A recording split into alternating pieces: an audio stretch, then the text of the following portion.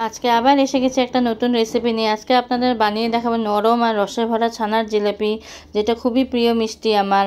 আর এটা আমাদের এদিকে অনেকে আমিত্তিও বলে, তো তাই ভাবলাম রেসিপিটা আপনাদের সাথে শেয়ার করি।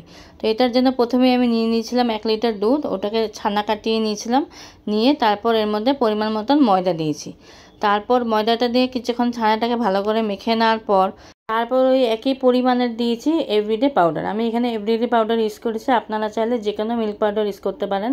ওটা দিয়ে ভালো করে আমি এখন মেখে নিলাম ছানাটাকে। তো কিছুক্ষণ মেখে নেওয়ার পর একটা ডোয়ের মতন হয়ে যাবে। তারপর ওর মধ্যে দিলাম হলো 1 টিস্পুন বেকিং পাউডার আর সামান্য 1 পিঞ্চ মতন দিয়েছি হলো বেকিং সোডা। তো ওটা দিয়ে ভালো করে মেখে নিলাম। মেখে নেওয়ার পর একটু ডো মতন হয়ে যাবে।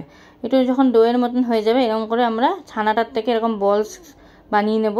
যতগুলো ছানার জিলাপি বানাবো সেই হিসাবে বলসগুলো বানাবো। তো আমি এখানে ছানার জিলাপিগুলো একটু বড়ই করেছি, তো সেই হিসাবে আমার এখানে 6টা ছানার জিলাপি হয়েছিল। আপনারা যদি ছোট করতে চান ছোটও করতে পারেন। তো সেইভাবে আমার এখানে 6টা ছানার জিলাপি হয়েছিল। এবার এক একটা করে বলস নিয়ে যেখানে একটা ফ্ল্যাট সারফেসে এরকম করে লম্বা করে হাত দিয়ে বেলে নেব। লম্বা করে এরকম করে নেওয়ার পর এই ছানা জিলাপির শেপটাকে এখন এইভাবে দিয়ে নেব। ছানা জিলাপির শেপটা তো সবাই আশা করি জানেন। তো ওটাকে এইভাবে দিয়ে নিয়ে এখন সবগুলোকে সব বলসগুলোকে এইভাবে রেডি করে নেব। উল্টা দিকে আমি গ্যাসে কড়াইতে রিফাইন্ড অয়েল গরম করতে বসিয়ে দিয়েছি লো টু মিডিয়াম ফ্লেমে। তো লো টু মিডিয়াম ফ্লেমে হালকা গরম হয়ে যাওয়ার পর এই ছানা জিলাপিগুলোকে এখন ভাজতে বসিয়ে দিয়েছি। দিকে কড়াইতে আমি সিরাপটা এখন রেডি করে নেব, চিনির সিরাপটা। তো ওখানে 1 বাটি চিনি আর 1 বাটি জল, 2টো এলাচ দিয়েছি আর সামান্য একটু রোজ বাটার দিয়ে চিনির সিরাটাকে ফুটতে দিয়েছি। আর ছানা জিলাপিগুলোকে আমাদের লো টু মিডিয়াম ফ্লেমে ভেজে নিতে হবে। লো টু মিডিয়াম ফ্লেমে না ভাজলে কিন্তু কি হবে, ভেতর থেকে কাঁচা থেকে যাবে আর উপরে বেশি লাল হয়ে যাবে।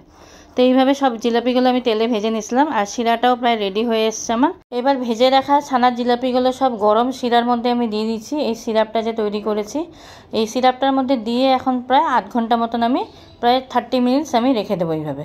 আর শিরাটা কিন্তু মনে রাখবেন একটা আঠালো হলেই হলো, কোনো একটার বা 2টারের শিরা লাগবে না, একটু চ্যাটচ্যাটা হলেই আমাদের শিরাটা হয়ে যাবে। তো এবার ছানা জিলাপিগুলো সব দিয়ে এরকম রসের মধ্যে রেখে আমি এখন 30 মিনিটসের জন্য রেখে দেবো।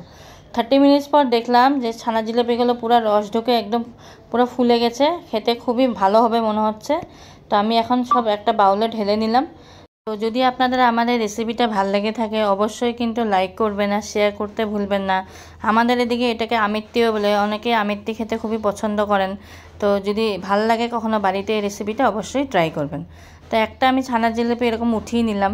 তো আপনাদের দেখাচ্ছি কতটা জুসি হয়েছে আর কত নরম হয়েছে এই ছানা জিলাপিগুলো। তো রেসিপিটা দেখার পর কমেন্ট করতে ভুলবেন না কেমন লাগলো। তো আজকের জন্য টাটা।